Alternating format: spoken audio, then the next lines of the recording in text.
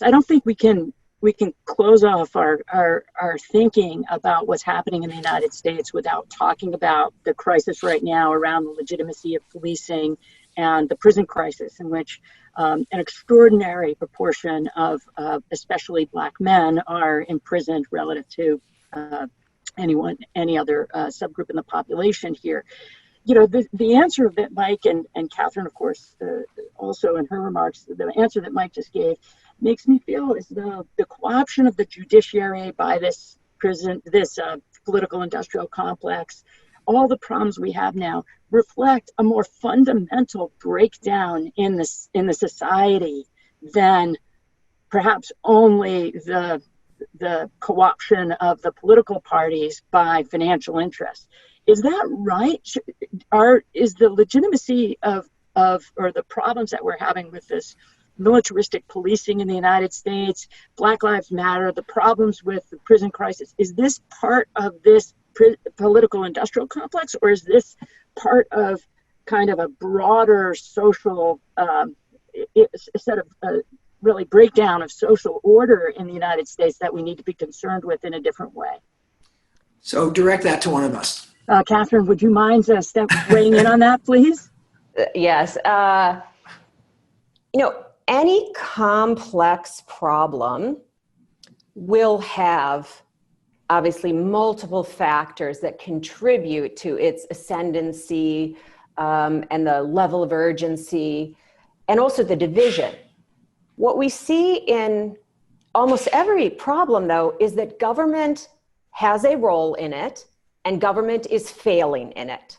Because virtually every problem we would tick off, government has not done what's needed to be done. And that goes back to the nature of competition in this duopoly, which is to say the way to compete in a duopoly is to divide.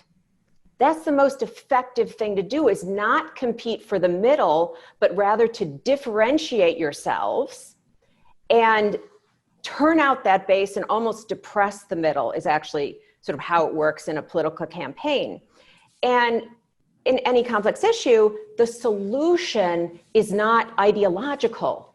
It is not going to be all of this or all of that.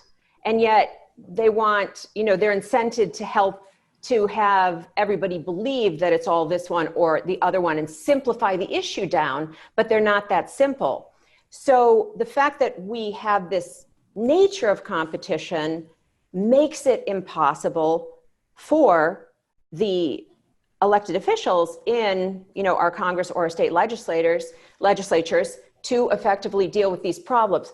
It's not the only place where the divisiveness comes from. It just reinforces it. And in particular, to comment on this very distressing current situation in America, which, sort of troubles us all, what we see is that now we're just using it as a wedge issue in advance of the election. Both sides are going to go into the election promising that if you vote for us, we're for defunding. And if you vote for us, we're for law and order. And the other side, reads this as the worst thing that could ever happen. And the answer is something different. So government's not going to do what it needs to do.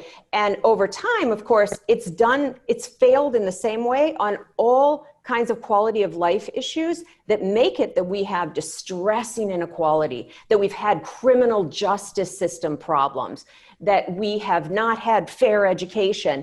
And that then whenever you have a new problem, on top of all of the other problems that our government failed to solve, it's just exacerbated, and we're going down the wrong path on every one of these, which is why we've got to get into the cycle, find the leverage point to break open the dysfunctional competition and alter the incentives so that the competition becomes not on division and the competition becomes not on what we say. The competition begins to occur on outcomes, solutions, long-term sustainability, and they're held accountable if that's not what they deliver.